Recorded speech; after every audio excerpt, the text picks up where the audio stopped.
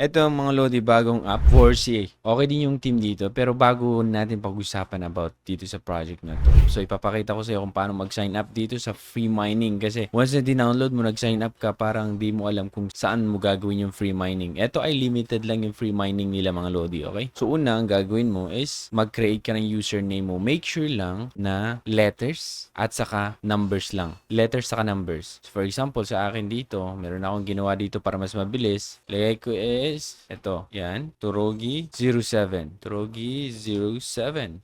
Gmail, ilagay ko. Ayan. Pero, ang gagawin nyo muna mga Lodi, ilagay nyo muna lahat bago kayo magkuha ng code, okay? So, ilagay nyo muna yung mga password nyo. Yung password, ito ang ilagay nyo, letter saka numbers lang, okay? Ayan, nilagay ko na. Tapos, i-repeat mo lang. Hindi nyo makita kasi password yan. Ayaw ipakita, naka-mirror lang tayo. Pero ipapakita dun sa my phone ko na ilalagay na siya, okay? Ngayon, ang gagawin mo, kukunin mo itong code, okay? So, click natin yung code. Dito mahirapan. Yan o. I-drag mo daw yan. Minsan, ang hirap nito, Lodi ganyan. Tapos, enter mo yung nag-captcha. Yung captcha is PV23. PV23. Tapos, get code. So, pupunta yung code sa email mo. 5 minutes lang yun mga Lodi. So, pupunta tayo sa email. Wala. Eto, Vorsey daw. Okay? I-copy mo yan. 252509. Balik ka dun. 5 minutes lang yun. Okay? Ilagay mo yung code. Ayun. Tapos, done. Tapos, sign up. Okay? So, importanteng ilagay mo ang invitation. Okay? Kasi, hindi ka makapag-mine pag wala kang invitation na inilagay. Okay? So, maghanap tayo ng invitation. Saan ko ba nakuha to? Pambira naman, no? Para meron dito, Vorsey daw. So, kunin na lang natin itong code niya. Ayan. Okay, kunin natin yung code nito. Si A Vibe Citizen, kunuha ka na yung code mo, Lodi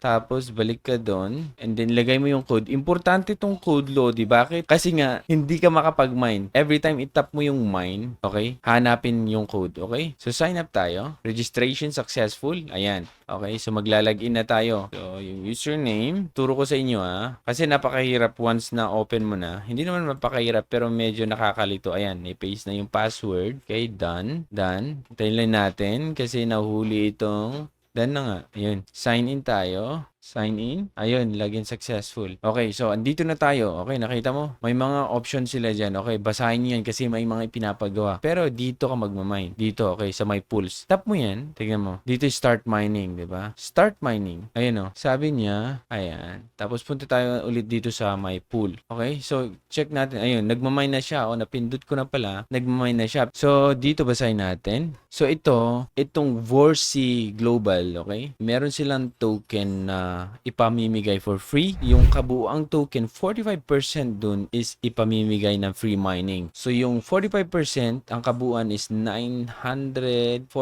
million VOS for free distribution. Okay, so, so makita mo, number of communities nasa 27. Okay, so maliit pa lang. Ngayon, basahin mo dito, Vorsey was initiated by Rosel and Alex, a PhD team at the University of Colorado. So, sila din ang nag-develop dun sa Pilos Trust Algorithm. It is a global Web3 academy aimed at enabling users worldwide to access Web 3.0 services and establish a global gateway of Web3 traffic. Okay, building upon, okay, yan, basahin nyo yan. Basta ang tandaan nyo, 45% ay pamimigay for free, okay? Sa network nila, no? Ang pinagsama dito ay ang proof of stake at the same time POS and traffic contribution. So, kailangan mo ding maging active dito sa kanilang ginagawa, okay? Kasi titignan mo, Lodi, meron silang mga task pa, airdrop plan. In progress to, pwede kang gumawa ng from June to July 17. Pwede kang gumawa ng mga